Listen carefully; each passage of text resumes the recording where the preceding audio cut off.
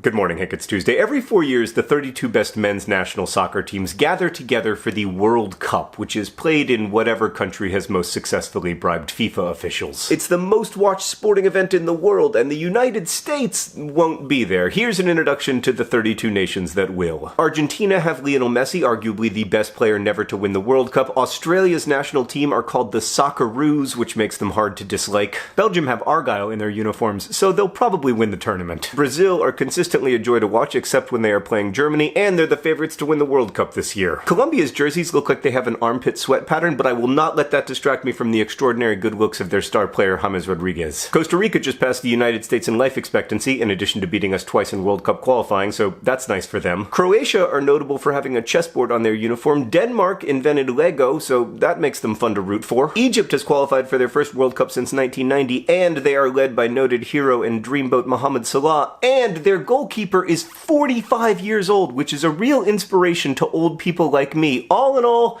they are my adopted team for the World Cup. England, right, so the deal with England is that every World Cup, all the fans are like, our team isn't even that good, we probably won't even make the quarterfinals, and then they do make the quarterfinals, whereupon they lose, and all the fans are shocked and devastated that their national team did exactly what it always does. France's mascot is a rooster. Also, they're a trendy pick to win the World Cup this year, but they couldn't beat the United States in a friendly over the weekend, so I'm a bit dubious. Germany are very good, and they have a manager who always looks like an aging beetle trying to hail a cab. Iceland qualified for the World Cup despite having a population smaller than Wichita, Kansas. How are we not going to the World Cup? I'm sorry, that is off topic. Congratulations to Iceland, who would be a great pick for my adopted team if it weren't for my undying love for Mohamed Salah. Iran's backup goalkeeper slept on the floor of the pizza restaurant where he worked until signing a professional contract a few years ago. Almost all of Japan's players play professionally for Japanese teams, which is why it's no excuse to say MLS isn't good enough to develop World Cup level players. Mexico are obviously the best team in North America. Also, they have Rafa Marquez, who will be playing in his 5th World Cup. Morocco have a very strong defense, which they will need against Spain and Portugal. Nigeria, meanwhile, have the best kits in the tournament, and if they weren't in the hardest group, they might go far, but they are in the hardest group. Panama have qualified for their first World Cup ever, which is great, and I am totally over the fact that they beat the United States in qualifying. How do you lose to Trinidad? My friend the writer Daniel Alarcon is Peruvian, and their uniform has a sash, and they've qualified for their first World Cup since 1982, making them an excellent choice for your adopted team until and unless you look into these dreamy eyes. Poland are a good long-shot pick to go far in the tournament if their star striker Robert Lewandowski is in form. Portugal have Cristiano Ronaldo, if you're into that kind of thing. I'm sorry, I'm trying to work my way through some of my issues around Real Madrid right now. Russia's hosting the tournament, and I'm not going to say anything else because I am genuinely scared of Vladimir Putin. Saudi Arabia are the biggest underdogs. Serbia has a defense with tons of experience, or put another way,